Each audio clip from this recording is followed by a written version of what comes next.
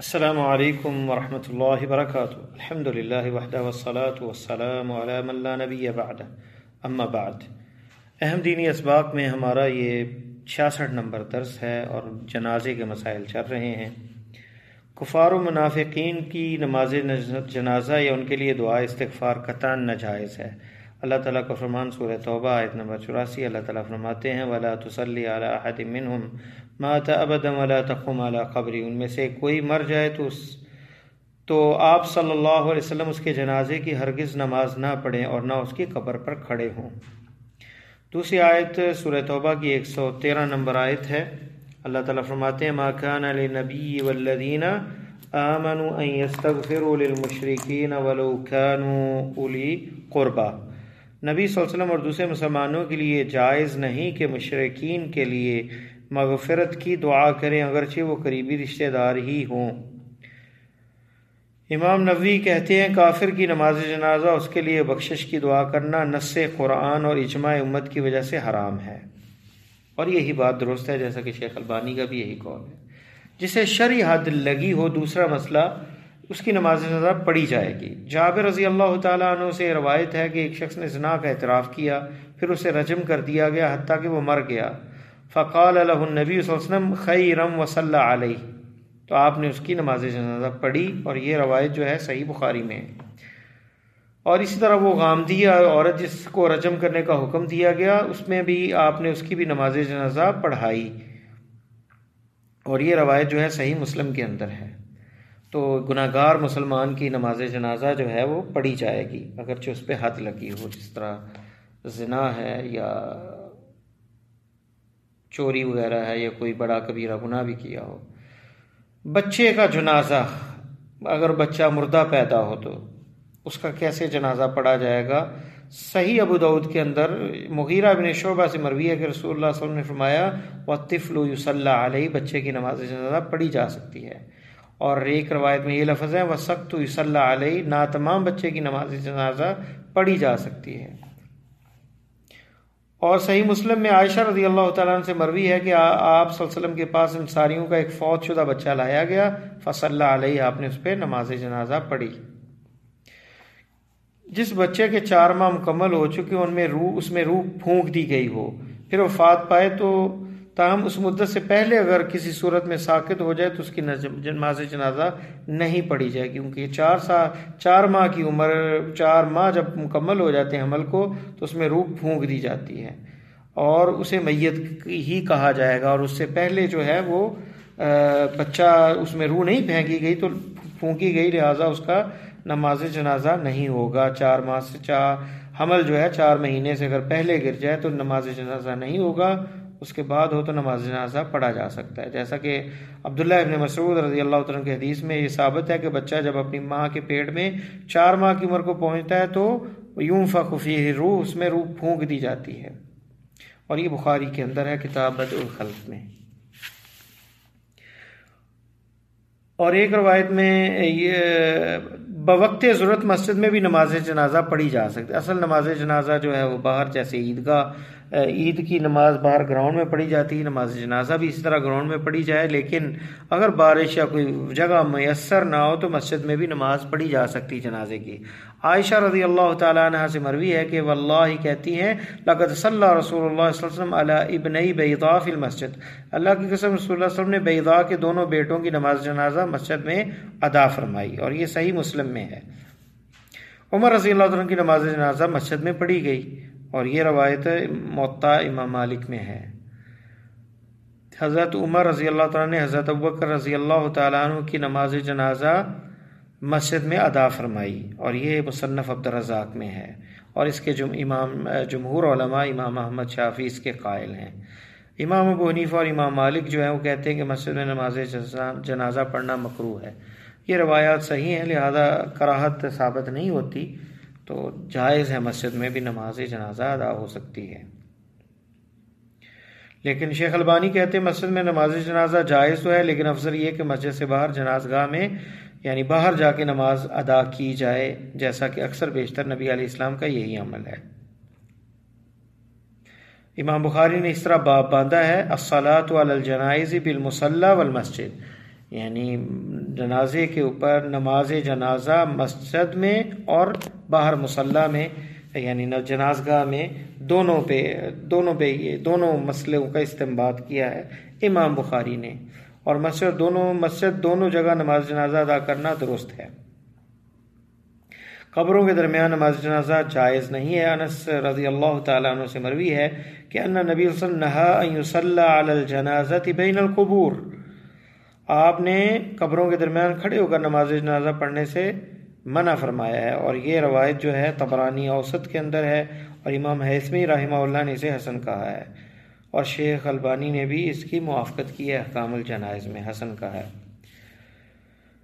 جنازے کی تکبیروں میں رفع الیدین، ابو ہریرہ سے مروی ہے کہ ان رسول اللہ صلی اللہ علیہ وسلم کبر علی جنازۃ فرفع یدیہ فی اول تکبیرہ،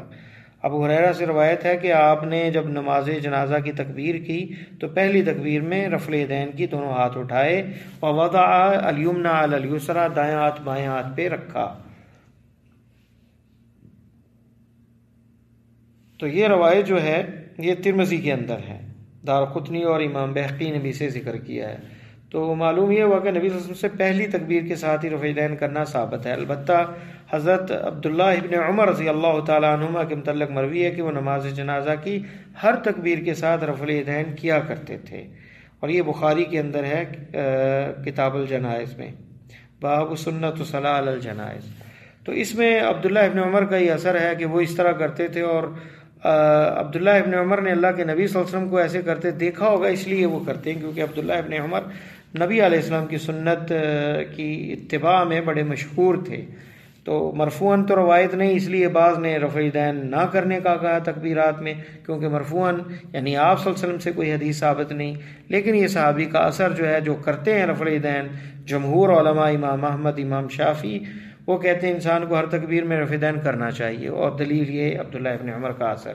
اور احناف کہتے ہیں صرف پہلی تکبیر کے ساتھ رفع الیدین کیا جائے، اور دلیل وہ حدیث جو ہے، کیونکہ آپ صلی اللہ علیہ وسلم سے حدیث میں پہلی تکبیر میں رفع الیدین ثابت ہے۔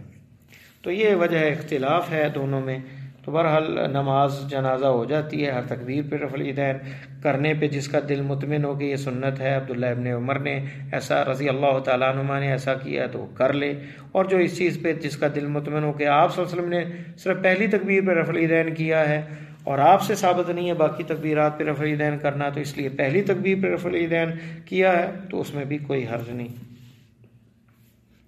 زیادہ اگر جنازے اکٹھے ہو جائیں، مردوں عورتوں کے ہوں، ان پر سب پر ایک ہی نماز پڑھی جا سکتی ہے۔ نیز مردوں کے جنازوں کو امام کی جانب اور عورتوں کے جنازوں کو قبلہ کی جانب رکھنا بہتر ہے۔ عبداللہ ابن عمر سے مروی ہے کہ انہ صلی علی 9 جنائز جميعا فجعل الرجال يلون الامام والنساء يلين القبلہ۔ عبداللہ ابن عمر سے مروی ہے کہ 9 جنازوں کی اکٹھی نماز جنازہ پڑھی، اور مردوں کو امام کے قریب اور عورتوں کو قبلے کے قریب کر لیا، قبلہ کی طرف کیا۔ اور یہ روایت جو ہے احکام الجنائز میں شیخ البانی نے ذکر کی، مصنف عبدالرزاق میں ہے، اور سنن نسائی میں ہے، دارقطنی میں ہے، امام بہقی نے اپنی سنن میں ذکر کیا، اور حافظ ابن حجر نے اسے تلخیص الحبیر میں صحیح کہا ہے۔ حارث ابن نوفل کے آزاد کردہ غلام عمار سے مروی ہے کہ عبداللہ ابن عباس، ابو سعید اور حضرت ابو قتادہ رضی اللہ تعالی عنہم، اور اسی طرح حضرت ابو ہریرہ رضی اللہ تعالی عنہ سے ایک مرتبہ نماز جنازہ کی ایسی صورت کے متعلق دریافت کیا گیا، تو انہوں نے جواب دیا کہ ہادی سنہ، یہ سنت طریقہ ہے، اور یہ ابو داؤد کے اندر کتاب الجنائز میں ہے، سنن ابی داؤد کے اندر، اور شیخ البانی نے اسے اپنی احکام الجنائز میں ذکر کیا، اور سنن نسائی میں بھی ہے۔ تو جنازے یعنی اکٹھے بھی پڑھے جا سکتے ہیں۔ کیا خواتین نماز جنازہ میں شرکت کر سکتی ہیں؟ اس میں اثر ملتا ہے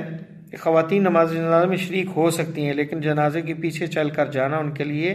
جائز نہیں، جیسا کہ عائشہ رضی اللہ تعالی عنہا سے مروی ہے کہ انہوں نے مسجد میں حضرت سعد ابن ابی وقاص کی نماز جنازہ پڑھی،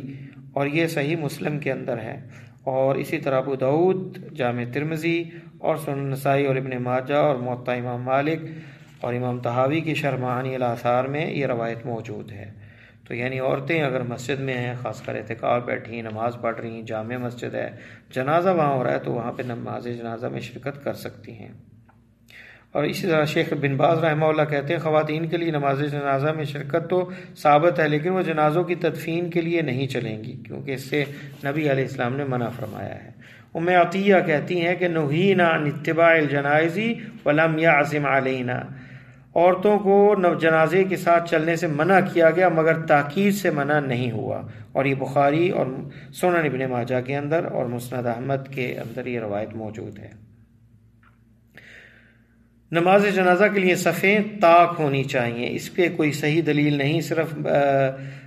مالک بن حبیرہ کی اس حدیث سے استثناء لیا جاتا ہے، جسے بعض نے ضعیف کہا ہے، بعض نے حسن کہا ہے، کہ آپ نے فرمایا کوئی بھی مسلمان فوت ہو اور مسلمانوں کی 3 صفیں اس کی نماز جنازہ میں شریک ہو جائے تو اس شخص نے جنت واجب کر لی، اور یہ روایت ضعیف ابو داؤد میں ہے، اگرچہ شیخ البانی نے اسے موقوفاً حسن کہا ہے۔ نمازیوں کی کتنی تعداد ہوگی تو گناہ معاف ہوں گے؟ ایک روایت میں 100 عدد کا ہے کہ تعداد جنازے میں اگر 100 بندے شریک ہوں تو اللہ تعالیٰ ان کی سفارش میت کے حق میں قبول کرتے ہیں، اور یہ روایت صحیح مسلم میں ہے۔ اور دوسری روایت جو ہے وہ بھی صحیح مسلم میں، اس میں 40 موحد کا ذکر ہے، توحید والے 40 بندے کسی بندے کا نماز جنازہ کریں، الا شفعهم اللہ فی، اللہ ان کی سفارش کو قبول کرتے ہیں میت کے حق میں اور اس کی مغفرت فرماتے ہیں۔ نماز جنازہ کے اندر اس لیے زیادہ تعداد ہو تو یہ زیادہ بہتر اور افضل ہے۔ واللہ تعالی اعلم۔